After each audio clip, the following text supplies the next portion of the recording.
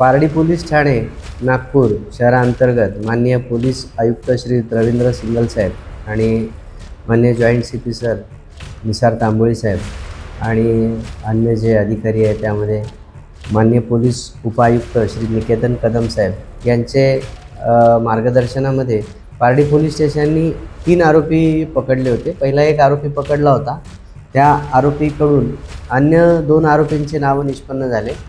जो पहिला आरोपी आहे त्याचं नाव आहे तुषार बोपचे, वय वर्ष 20, राहणार पावनगाव।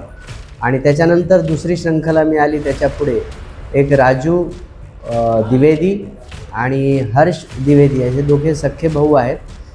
यांचे लीड मिळाल्यानंतर या तिघांकडनं पारडी पोलिसांनी जवळजवळ 7 गुन्हे आणि एक बेवारस मोटरसायकल वाटोळा हत्तीतली असा एकूण 10,47,000चा मुद्देमाल जप्त केलेला आहे। यामध्ये पारडी पोलीस ठाण्याचे घरफोडी आणि मोटर वाहन चोरीचे असे 5 गुन्हे आणि कळमना पोलीस ठाण्याचे 2 घरफोडीचे गुन्हे असे एकूण 7 गुन्हे ओपन केलेले आहेत।